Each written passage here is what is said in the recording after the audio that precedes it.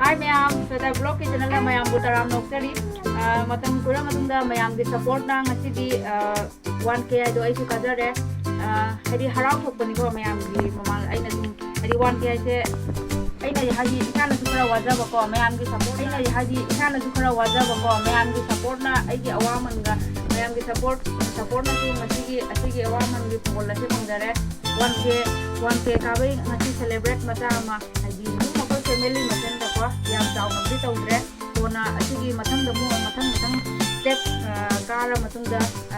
ngamadi ay jauh macam apa celebrate jauh macam apa hono jarak yang macam dah, aduh masih di oina cek macam lu jarak ay nanti ay friend ay yung nasi anan sini kau lagai nanti malau tu sahai dah kok,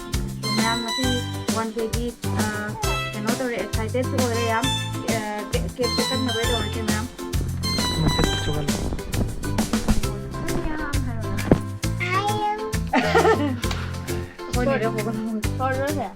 mayam ngasigi numiji aidi yamna harauba numini maramdi ai tha nihum siga ai haidi khanbu khallude 1k subscriber ai hana blog ana ono hang matamda mina 1k subscriber tan ba kaisa matam khara change ado video thangat ko lep kanwai ai chu angam ngam ba ko haidi khangde ba kamaina tawraga ai kaishum khangde ba ai gi inaung nu pana sembi na kotina tawbane ado ai ju khara hujik han bade kai chung khangam de ado hujik ti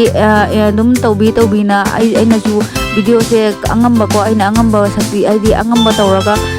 semja ko ja dum tuk tak tawra semja ba se mayam na yamna ko support tawbi ba hai tare ko yamna nungsi bi ba ai yam harau re mayam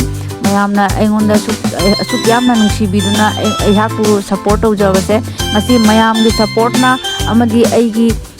hotna jabai matung na su ko mayam asidai henba mayam gi support asina ko aigi ngasi 1k subscriber oi bangam se aigi da makta 1k oramba jai but aina mangda go khallu de tha ni hum sigai 1k kan hena ado aigi da makta yam chawba wari ne ba ado adugi aina harau thokpane ba ngasi aigi ai yam chawna celebrate tawba ngam je ai dum aigi dum ai imanabi ama ani kauraga celebrate tawjabane angang amani tawraga yam chaw tongam de ado asumana sum mathang video sida mathang aina tawjaba sida mayam na ko support adum tawbiyo asigai hen ba ai mayam gi aina su celebrate chaw na ai di mayam gi mateng ko tawba ngam basu ojage mayam na adum makha adum ai gi asum asidagi hena amuk ka hena support tawbiyo mayam thank you ngasi mayam gi mafamda aina yamna harauna ko adi ekok nona khuramjari sukjamna